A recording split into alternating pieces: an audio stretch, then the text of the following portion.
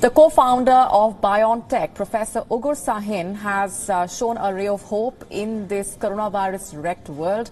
Sahin has said that the impact of the BioNTech and Pfizer vaccine candidate will start showing results by 2021 summer, and normalcy could return by the winter season next year.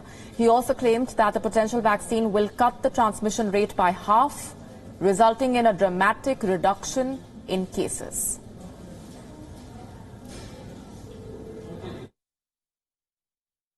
This winter will be hard, so we will not have a big impact on the infection numbers with our vaccine in this winter. If everything continues to go well, we will start to deliver the vaccine end of this year, beginning next year. The bigger impact will happen until summer. The summer will help us anyway, because the infection rate will go down in summer.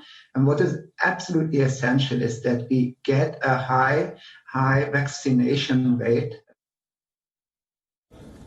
Just last week, BioNTech and co-developers Pfizer said that preliminary analysis showed that their vaccine could prevent more than 90% of the people from contracting COVID-19.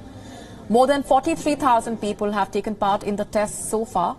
The United Kingdom is expected to get 10 million doses of this vaccine by the end of next month, with a further 30 million doses already ordered. The jab, which was trialed in 6 countries, is given in 2 doses, 3 weeks apart. It is not known yet how long immunity would last after the second dose of the vaccine is administered. Older residents and staff in care homes are likely to be prioritized, followed by health workers. After that, people are likely to be vaccinated according to their age. The co-founder of BioNTech also said that the key side effects of the vaccine seen so far were a mild to moderate pain in the injection site for a few days, and some participants had a mild to moderate fever over a similar period.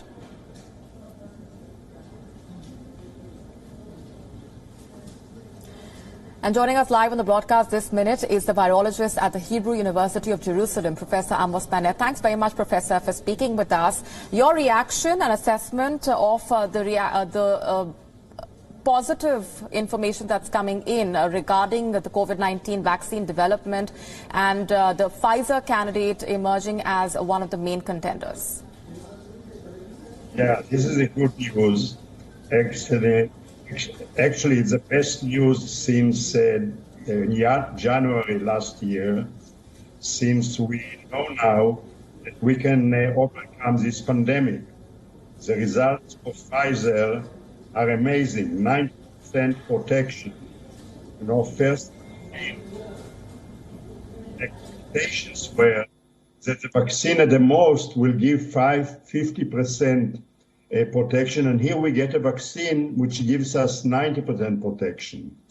So this is a very good result, and definitely within the next few months there will be many more vaccines coming out, and the likelihood that they will give the same level of protection or even higher level of protection.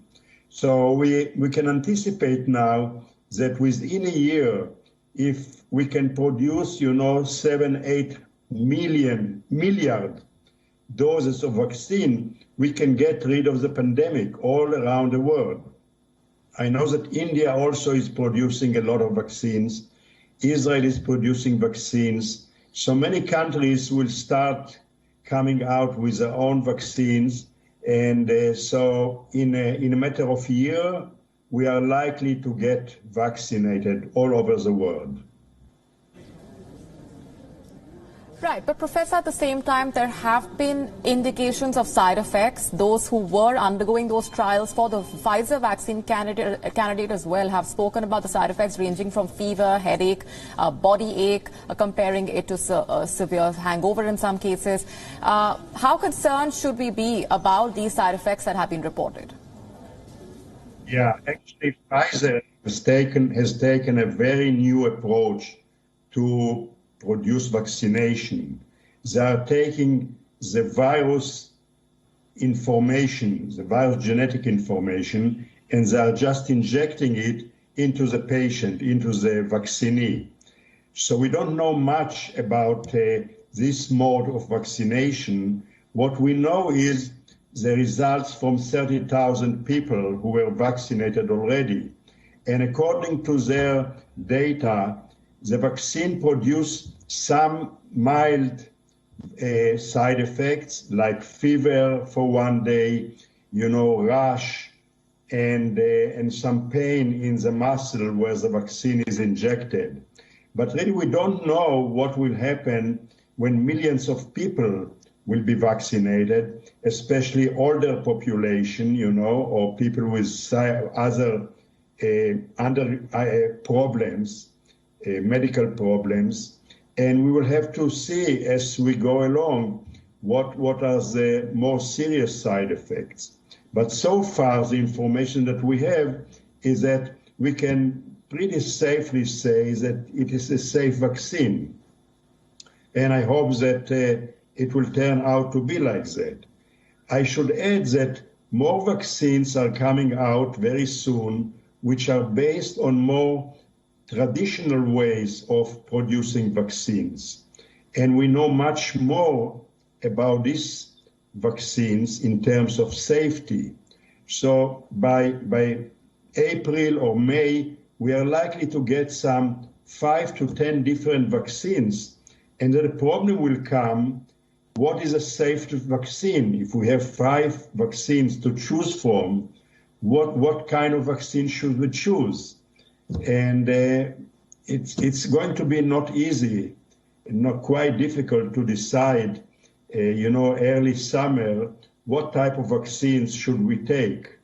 There will be a variety of vaccines, and it's interesting to see what will come out and who will be the winner in terms of safety.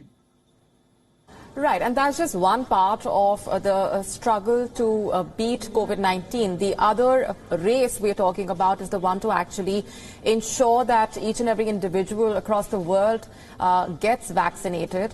Half the doses have already been bought by rich countries across the world.